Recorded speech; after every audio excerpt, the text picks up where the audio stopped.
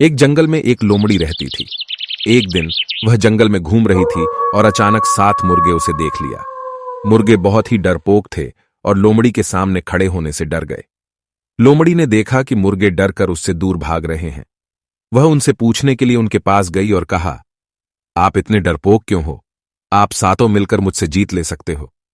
मुर्गे बहुत ही चकित हो गए और उन्होंने लोमड़ी से कहा, हम कैसे सातों मिलकर तुमसे जीत सकते हैं? लोमड़ी बोली, मैं तुम्हें एक प्रतियोगिता में हरा सकती हूं। मुर्गे करीब से उसके पास आए और पूछा, वाकई? कैसे? लोमड़ी ने मुर्गों से कहा, आपको सबसे पहले एक साथ खड़े होना होगा। फिर मैं आपकी आंखों के सामने एक सीधा रेखा बनाऊंगी और आपको उस रेखा को पूरी तेजी से पार करना होगा। जो मुर्गा सबसे पहले रेखा को पार करेगा वही जीतेगा।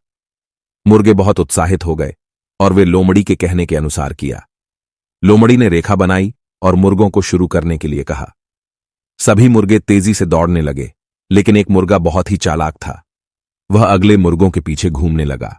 जब अंत में सभी मुर्गे रेखा पार करने के लिए आए तो लोमड़ी बड़ी खुश हो गई, लेकिन वह देखा कि एक मुर्गा बाहर निकला और रेखा पार नहीं कर सका।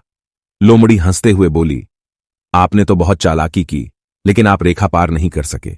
मैं यह सिखाना चाहती थी कि होशियारी के साथ जीतना जरूरी है।